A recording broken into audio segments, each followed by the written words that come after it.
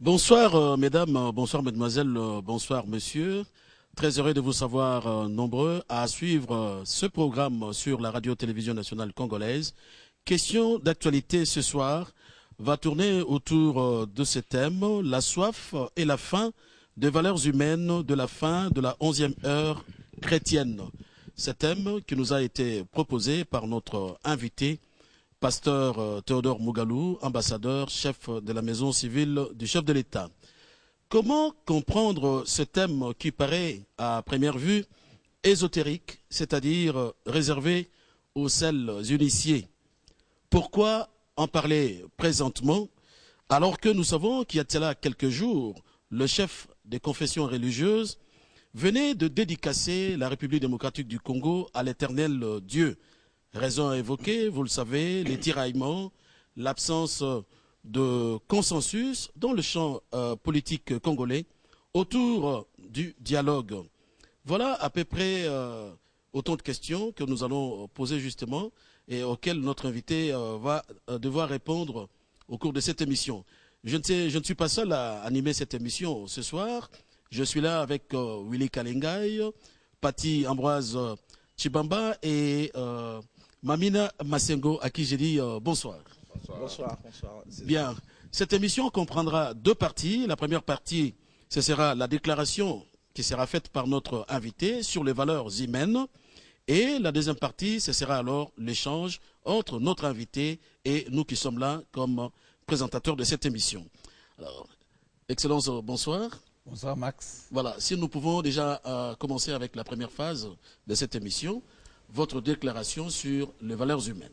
Oui, ma déclaration sur les valeurs humaines à la fin de la 11e heure chrétienne. D'abord, il y a mon devoir de vérité.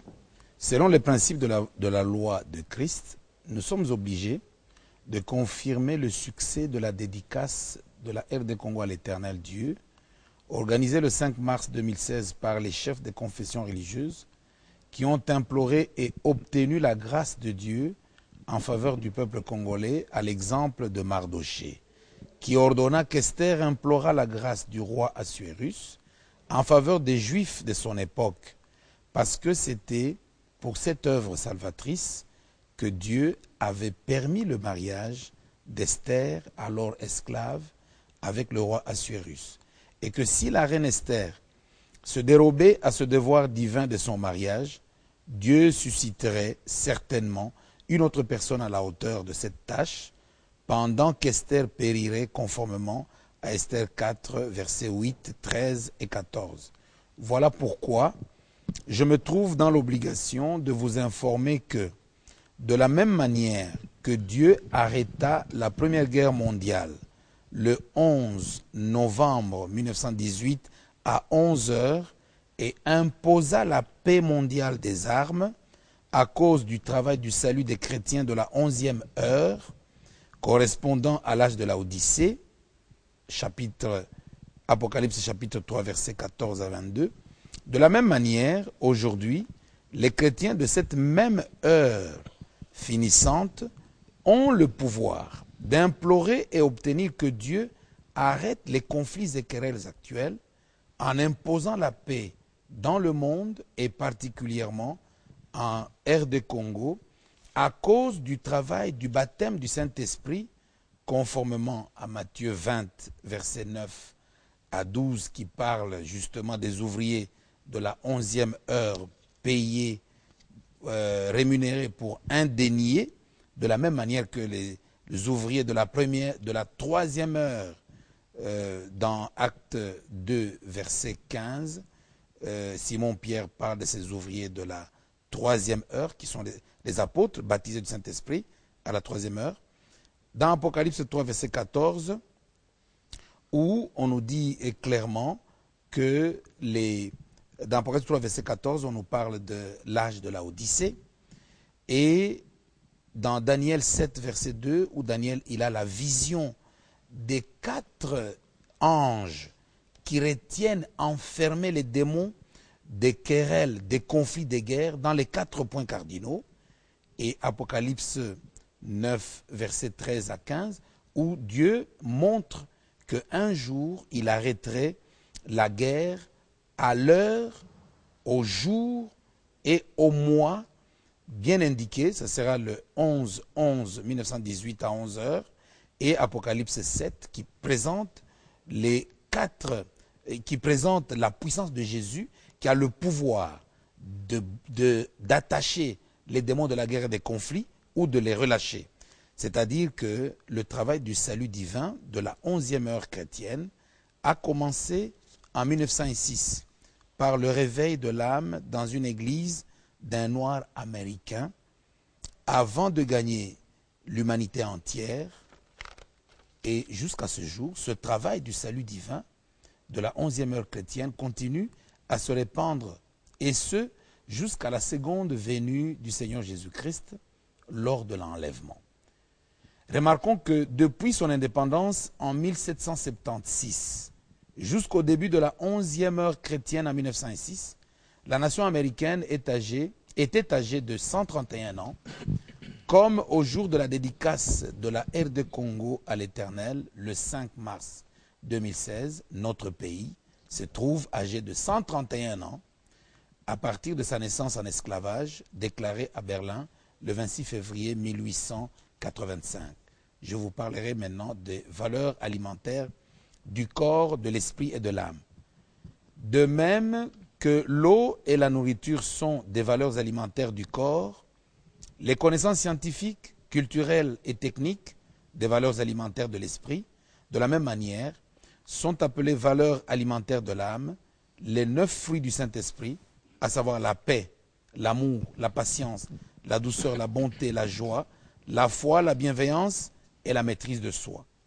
De même que la soif et la faim expriment le déficit d'eau et des aliments dans un corps vivant, de la même manière, il existe une soif et une faim qui exprimeront le déficit des fruits du Saint-Esprit dans une âme vivante, dans une famille, dans une assemblée chrétienne ou dans une nation.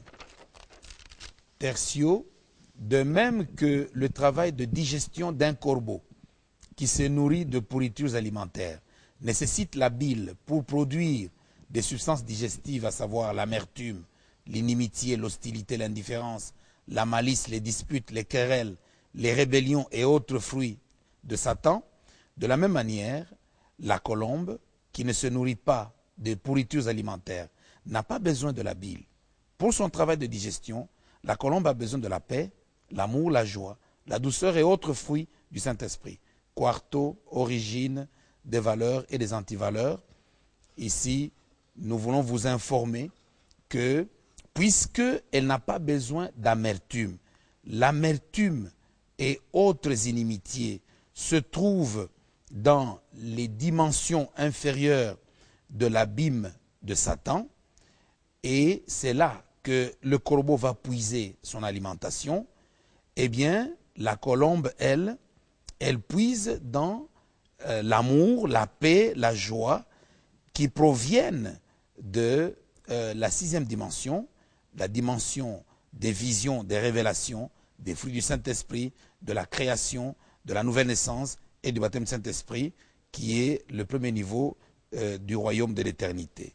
Quinto, de même que le régime alimentaire humain doit se perfectionner et évoluer en reflétant les différentes étapes de croissance du corps humain, à savoir l'allaitement, le sévrage et la nourriture solide, de la même manière, le régime politique de la RD Congo doit se perfectionner et évoluer en reflétant les différentes étapes de croissance politique, à savoir l'allaitement à la mamelle coloniale, le sévrage politique lors de l'indépendance, les aliments des saisons démocratiques, en attendant les effets de la dédicace qui doivent se manifester sous forme de la paix, l'amour patriotique et autres fruits du Saint-Esprit dans le monde pré-scientifique avant de se matérialiser sous forme de la prospérité dans le monde cosmique.